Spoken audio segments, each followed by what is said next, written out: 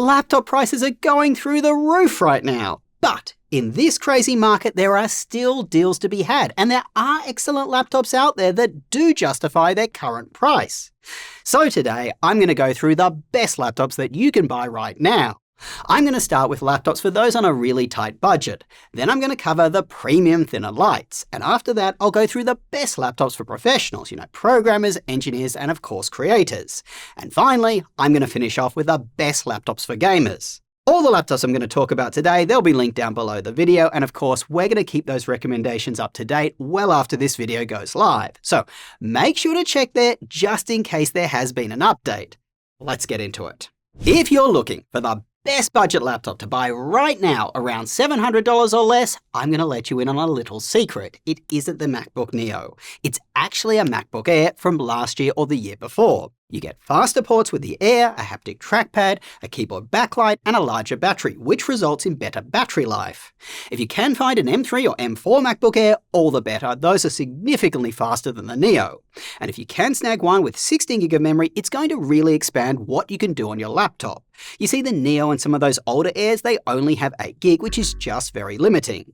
Many of these prime model Airs are still being sold at retailers, sometimes new, sometimes as returned or even refurbished models. If you buy one of those from a reputable seller or Apple's own refurbished store, they normally come with a manufacturer's warranty. So if something is wrong, you have recourse. $400 to $700, it's a fair price for one of those older Airs, depending on what CPU and configuration you get. Now, if you can't find one of those older Airs, then I would consider the MacBook Neo. For a new laptop around $500 to $700, the Neo, it punches way above its weight. It feels more premium than Windows alternatives, its chassis, it's better built. You don't have keyboard deck flex or lid flex or anything like that most of those cheap Windows laptops have. The Neo, it looks stunning, it has a comfortable keyboard, its display is excellent at this price point, and its trackpad works really well. Its main downside is really its performance, which is very middling. This laptop, it's really only suitable if you're sticking to very light tasks like, say, basic office work, web browsing, and that sort of thing. Seth and Sierra, they found it very suitable for their daily use, but Ethan and I, we didn't love it.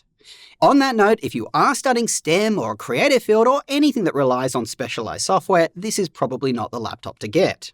So if you need more performance than what a Neo can offer in the Windows space and you don't want to spend more than $600, the Acer Aspire 14 has been on some phenomenal sales as of late.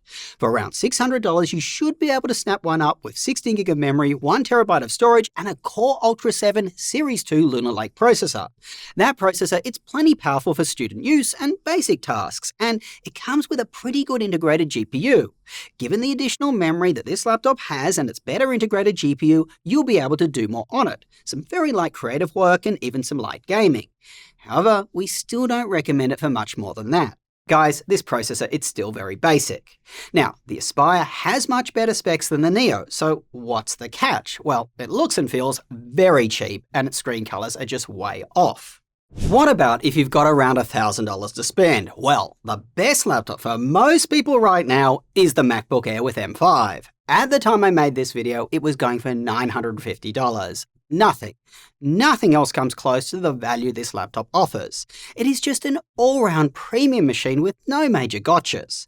The Air's M5 chip, it is very powerful for a thinner light laptop. You can do some moderate creative work on the Air and definitely something like programming, totally fine. Even some basic games, assuming your titles run on macOS. But just be aware, this laptop, it doesn't have a fan to cool its processor, so it does get pretty warm to the touch in these kind of performance tasks. Other Windows laptops at this price point, they may have some positives, but they tend to have material cons too. For example, Asus's new Zenbook A16. It has a lower resolution display, which just makes small text not look as sharp. It also has some compatibility issues with its Qualcomm processor, and it costs more. The Air, it really is my #1 recommendation for students and people just looking for a great everyday laptop. Now, if you do want Windows, I do have a surprising pick for you. I mentioned Qualcomm. I'm actually going to pick the Slim 7X from last gen. This is an incredibly premium Windows laptop. It's got a stunning, high-resolution 14.5-inch OLED touchscreen that gets really bright, by the way. It feels very well built too. Now, this one, as I mentioned, it comes with a Qualcomm chip, the original X1 Elite one. It's not the current Gen 2, but it's still very powerful for the kind of people that I'm actually recommending this laptop for, which is people who are just sticking to basic tasks like Office, Internet, email, and collaboration apps. Not only does this laptop perform really well for those apps, but it has very solid battery life too. But what makes this laptop just make the list is its price. At $900, it's really hard to beat. If you want a laptop that truly beats it right now, you have to step up a lot in price, and that brings me to my next one. The new Yoga Slim 7i Ultra, which is the absolute best laptop that you can buy right now in the thin and light category. Why, you say? It feels even more premium than a MacBook. You may not think that's possible, but it is. The Ultra is not only well built, but it has this soft touch coating all around it that is just chef's kiss. It feels so premium. It weighs a lot less than the Air and significantly less than a Pro. It has a great screen, high resolution, fast refresh rate, touch support. It has a very comfortable keyboard, more comfortable than the Airs, and it has one of Intel's new Panther Lake Core Ultra Series 3 chips inside. The base version of that chip gives you plenty of performance for basic tasks while giving you incredible battery life. The Ultra with an H chip, that actually trades blows with Apple's M5 chip in CPU performance. And the X version of that chip, it trades blows in both CPU and GPU performance. That's because that version comes with Intel's excellent B390 integrated GPU. Now, since more games and programs run on Windows than macOS, it just further adds to the Yoga Slim 7i Ultra being a better all-round machine. Its only real material issue is that it only has USB-C ports. I don't mind this, but some people will. But the bigger concern with it right now is its price. The X-chip version that we feel really makes that laptop sing, it just costs as much as a MacBook Pro with an M5 Pro chip. But if you prioritize maximum portability without sacrificing much on performance, this is it. Alright, what happens if you want a larger screen ultra portable for basic tasks and you don't want a MacBook Air 15? Well, the ThinkPad X9 15, it's the way to go. It's got a stunning, large OLED display with all the bells and whistles. It's got a comfortable ThinkPad keyboard, a haptic trackpad, and it has very long battery life. On that note, the X9 14-inch, it isn't quite as special. It has a much smaller battery and it has less ports. You can often find the 15-inch on sale for around $1,200. At this price point, you'll likely get it with a Core Ultra 5 Series 2 Lunar Lake processor.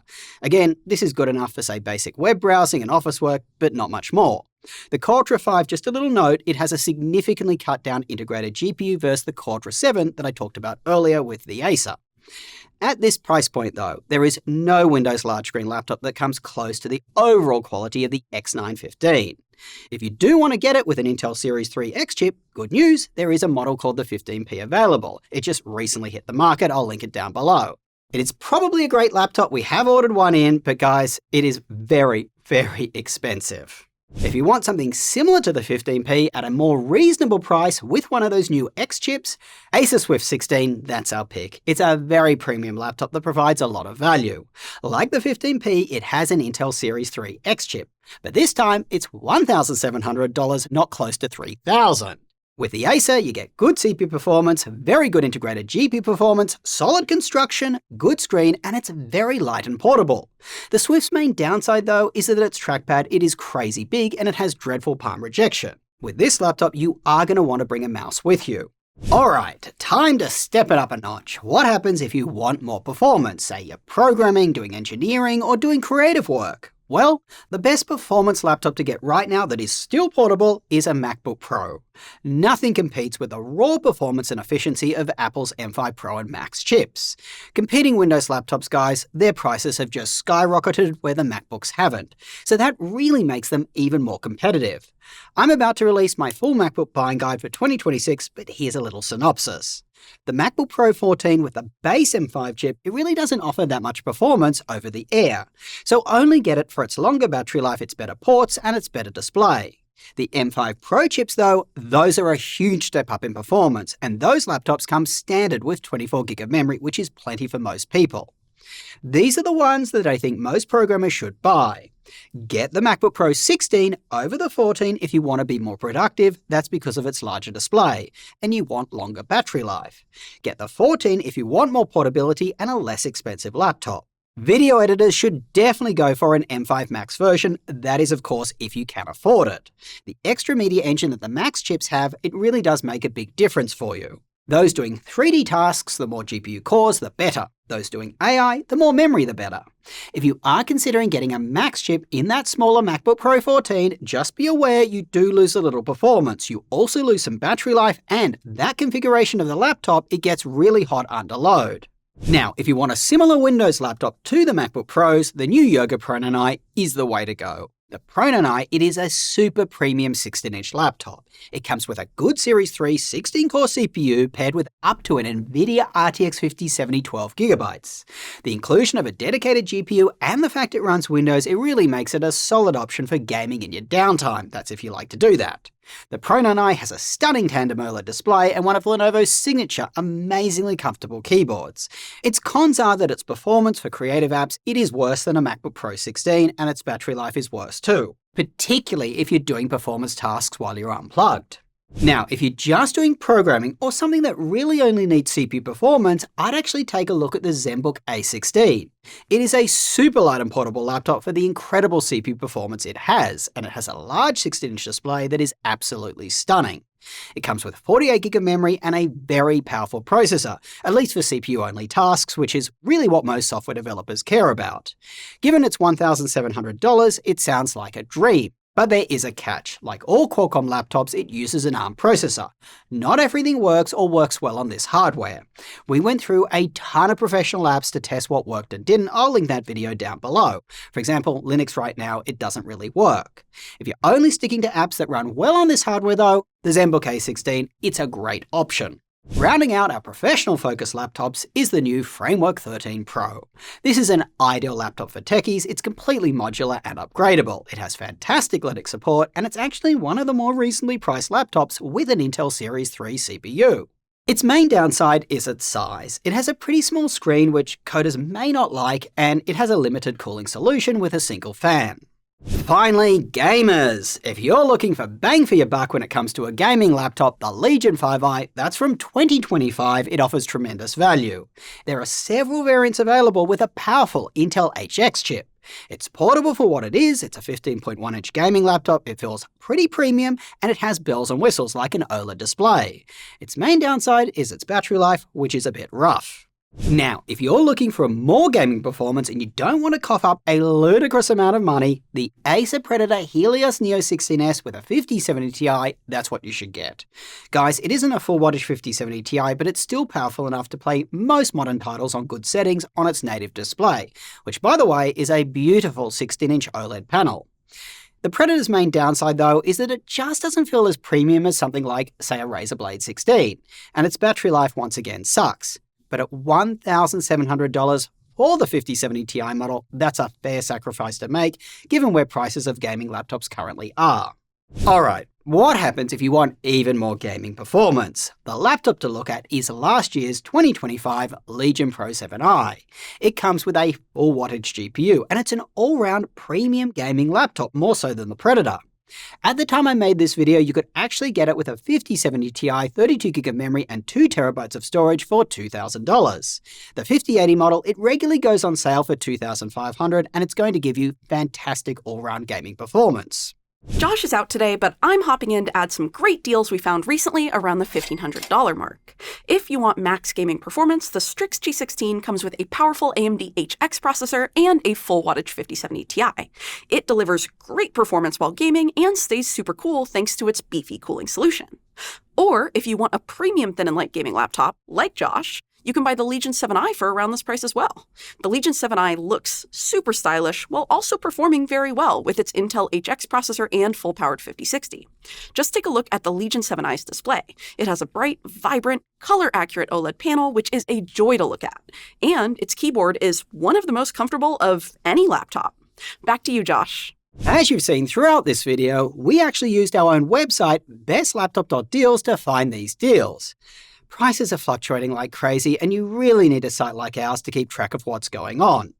Over there, you can see historical prices. You can set price drop notifications to catch big sales, and we even call out if a laptop's current price makes it a good or great deal, so you know you're getting a real sale and not one of those bogus fake ones. Just keep in mind, a lot of good deals are on last year's models, and stock of them it will of course run out. So don't wait around if you see a good price and if you can afford it. And this leads me to how I want to end today's video. Do not use Karma, do not use Affirm or a buy now pay later scheme to purchase your laptop. Buying a modern laptop, it is a want, it is not a need. This is not a Coachella ticket. Do not put yourself at a financial risk to buy the latest and greatest laptop. There are plenty of older and second-hand laptops available that want a good home. Let me know with a comment below if I missed any killer deals. Until next time, I will catch you later.